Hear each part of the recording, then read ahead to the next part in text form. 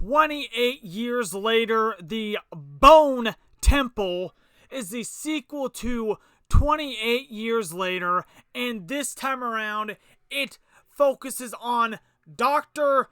Kelson and the Jimmy clan, specifically the cult leader, Sir Lord Jimmy Crystal, and the poor kid Spike. And this movie is a very, very good sequel. It is gory. It is terrifying. It still has the alpha, big, ding-a-ling, swinging alpha zombie, as well as the biggest thing this movie does is tell us a psychotic and sadistic, slow-burning film. Okay?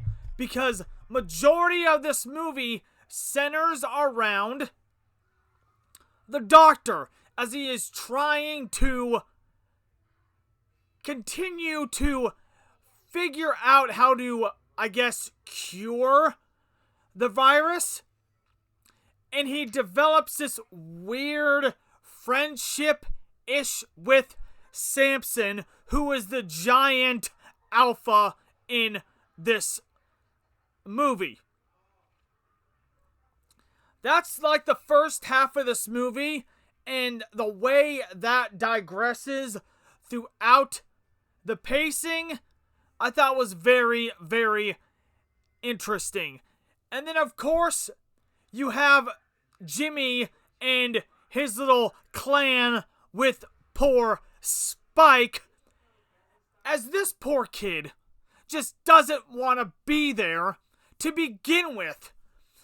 And the way Jimmy is so obsessed with Satanism, it's just gosh darn horrific. Okay? The gore in this movie is really, really, like, torturous. There are scenes in this movie where the gore, it's just, ugh. It's not like the goriest stuff I've seen, but it is definitely out there with its creativity.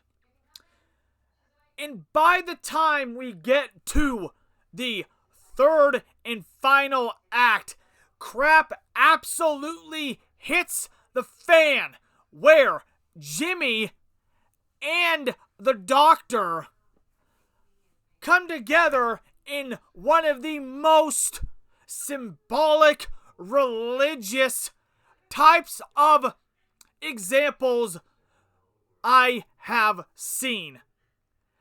But before we even get into that, this is where I kind of hit spoilers a little bit. I like the fact that Iron Maiden is playing as they're gearing up to encounter Evil Nick or Red Nick? Some twisted thing in Jimmy's head where he thinks the doctor is Satan. In that badass Iron Maiden entrance like showpiece where the doctor just circles around as if it's hell itself, where the Bone Temple becomes literally Satan's, like, home. And before anybody starts getting offended and soft, I'm not saying Satanism is good. I don't like Satanism. I just appreciate the effort they put into making the point across. Okay? That's that. Now, the one thing I will say that people will get offended by is this is a spoiler for anybody who hasn't seen this. So if you haven't seen this movie, I'd click out right now. You still here? Alright, cool.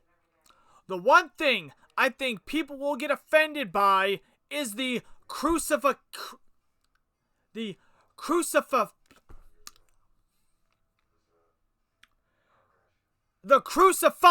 of Sir Lord Jimmy Crystal. But it's with a twist. It's upside down. Now, I'm not saying it's okay to do, because it's not, by any means. But if that was going to be like a negative, I could see people thinking that of being negative. How do I personally feel?